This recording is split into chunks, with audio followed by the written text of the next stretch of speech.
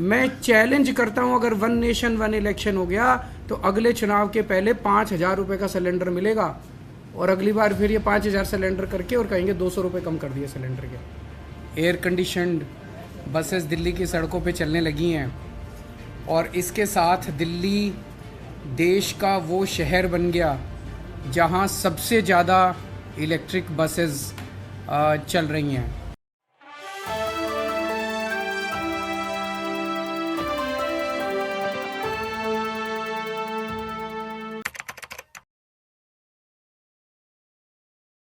E buses का inauguration किया, 400 e buses आज और दिल्ली की सड़कों पे उतरी हैं। इसके पहले 400 बसेस ऑलरेडी दिल्ली की सड़कों पे चल रही थी, तो अब 800 इलेक्ट्रिक बसेस बिल्कुल modern air conditioned buses Delhi की सड़कों पे चलने लगी हैं, और इसके साथ दिल्ली देश का वो शहर बन गया जहां सबसे ज़्यादा इलेक्ट्रिक बसेस चल रही हैं। जैसा मैंने बताया, इसके पहले 400 बसेस चल रही थी, 400 और आज आ गई तो 800 बसेस हो गई हैं। इस साल 2023 के अंत तक हमारे पास उम्मीद है कि 1900 इलेक्ट्रिक बसेस सड़कों पे आ जाएंगी। 800 बसेस के साथ दिल्ली देश का सब शहर हो गया सबसे ज़्यादा बसों वाला, और 1900 बसेस आने के बाद दुनिया के चुनिंदा शहरों में, मैं ये नहीं कहूँगा कि दुनिया के में सबसे ज़्यादा होंगी, पर दुनिया के उन चुनिंदा शहरों में दिल्ली का नाम आएगा जहाँ पे काफ़ी इलेक्ट्रिक बसेस चलती हैं। और 1900 बसेस आने के बाद हर साल हम 1.07 lakh tons of carbon dioxide बचा पाएंगे। जैसा मैं पहले कई बार बोल चुका हूँ कि 2025 तक का हमारा लक्ष्य है। दिसंबर 2025 तक टोटल दिल्ली की सड़कों पे 10,480 बसें होंगी, जिसमें से 80% बसेस 8,280 बसेस इलेक्ट्रिक बसेस होंगे। ये एक बहुत एम्बिशियस टारगेट है, और ये किसी भी क्रांति से कम नहीं है कि आज हम 2023 में बैठे हैं। लगभग 2.25 साल के बाद हमारे पास 8,280 इलेक्ट्रिक बसेस होंगी, और जो कि 80% ऑफ द फ्लीट जो है वो, जबकि अभी 800 बसें हैं, 800 से 8,000 10 टाइम्स बसें हम 2.5 साल के अंदर 2.25 साल में ले जाएंगे। ये बसें ज़ीरो पोल्यूशन करती हैं।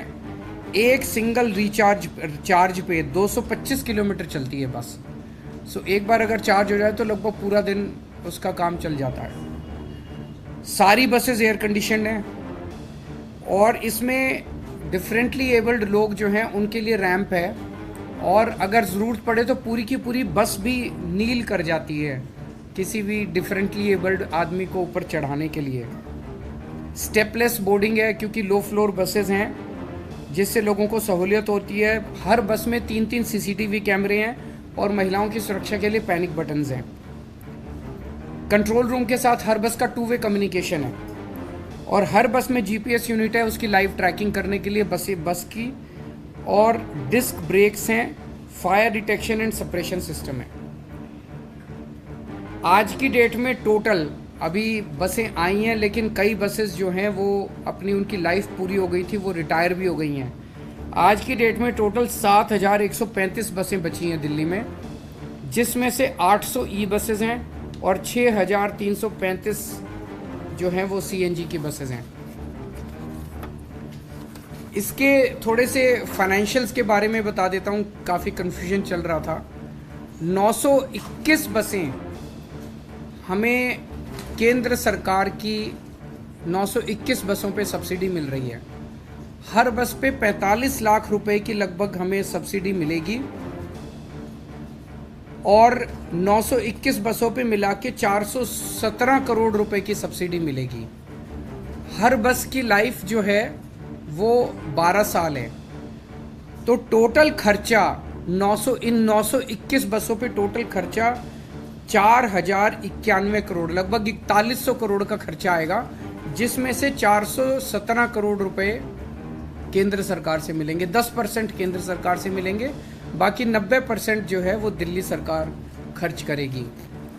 तो 8,200 बसों का जो हमारा टारगेट है, उसमें से 900 ये और 300 बसें पहले, 1200 बसें हमें केंद्र सरकार की सब्सिडी से मिलेगी और बाकी सारी बसेस हम अपने पैसे से लाएंगे। हमारी तो केंद्र सरकार से गुजारिश है कि जैसे इन 1200 बसों पे सब्सिडी दे रहे हो, बाकियों पे भी सब्सिडी अगर दें तो अच्छा रहेगा। हम उनका शुक्रिया अदा करते हैं कि इन बसों पे भी दे रहे हैं, औरों पे भी देंगे, हम उम्मीद करते हैं। केवल बसें खरीदने से काम नहीं चलेगा, इसके लिए पूरा इंफ्रास्ट्रक्चर तैयार करना पड़ता है, क्योंकि अलग किस्म के बस डिपो बनते हैं जहाँ पे रिचार्जिंग होती है। तो अभी तक हम 182 करोड़ रुपए खर्च करके 1,500 ई बसेस का हमने खड़े करने का डिपोज का वो इंफ्रास्ट्रक्चर तैयार कर लिया है। ये जो आज 400 ई बसेस आई हैं, ये टाटा मोटर्स की हैं और ये मायापुरी, नेहरू प्लेस, रोहिणी 1, रोहिणी 2 और बंदा बहादुर मार्ग डिपो से चलेंगी। इसके अलावा 3,980 बसेस जिनमें जीरो सब्सिडी है, उसका भी ऑलरेडी कॉन्ट्रैक्ट अवार्ड हो चुका है और वो भी जल्दी आना चालू हो जाएंगी। तो एक तरह से दिल्ली के अंदर इलेक्ट्रिक बसेस में कन्वर्जन की एक तरह से क्रांतिकारी कदम उठाए जा रहे हैं और 2 साल के अंदर हम दुनिया के नक्शे पे होंगे जहां सबसे ज़्यादा बसें दिल्ली के अंदर होंगी। अगर इस पे आपके कोई प्रश्न है तो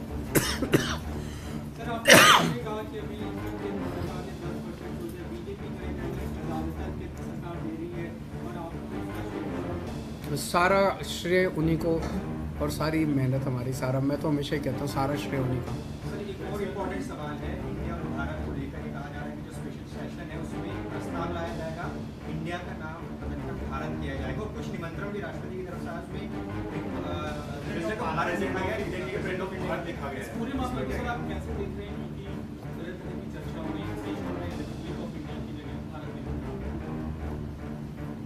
देखिए, मेरे को पास कोई आधिकारिक सूचना नहीं है इस बारे में कि ऐसा वो करने जा रहे हैं, लेकिन जैसा आप लोग बता रहे हैं ऐसी उड़ती उड़ती हवा सुनी है। ऐसा क्यों किया जा रहा है?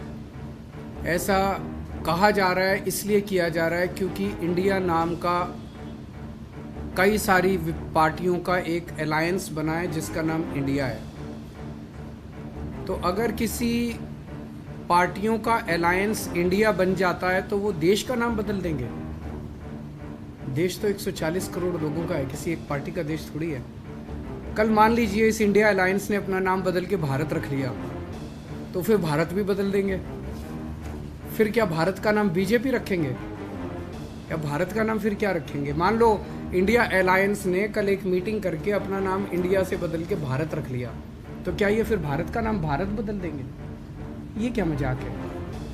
देश है भाई, देश इतने हजारों साल पुराना भारत देश है, इतनी बड़ी पुरानी संस्कृति है, इतना पुराना हमारा देश है, उसका नाम इसलिए केवल बदल के रखा जा रहा है क्योंकि इंडिया अलायंस बन गया और बीजेपी को ये लग रहा है कि थोड़े बहुत 4 वोट इनके कम हो जाएंगे इंडिया अलायंस बनने से, तो वोट कम हो जाएंगे इसलिए भारत का नाम बदल दो।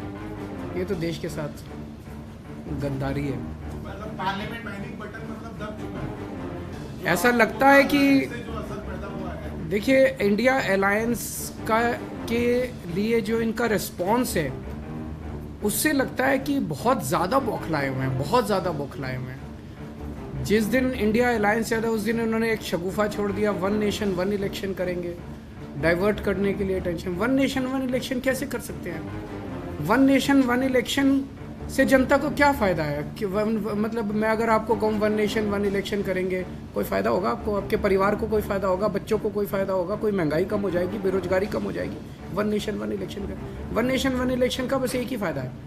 अभी ये इनको हर 6-6 महीने में जनता के बीच में जाके जनता के कुछ काम करने पड़ते हैं। फिर ये 5 साल में एक बार शक्ल दिखाएंगे, 5 साल पूरी दुनिया घूमेंगे, फिर 5 साल में एक बार शक्ल दिखाने आएंगे। मैं चैलेंज करता हूं अगर 1 नेशन 1 इलेक्शन हो गया तो अगले चुनाव के पहले 5,000 रुपये का सिलेंडर मिलेगा और अगली बार फिर ये 5,000 सिलेंडर करके और कहेंगे 200 रुपये कम कर दिए सिलेंडर के। तो ये बेसिकली काम नहीं करना चाहते, 5 साल काम नहीं करना चाहते, 5 साल मटर गश्ती करेंगे और फिर 5 साल में एक बार आके और फिर कहेंगे कि अब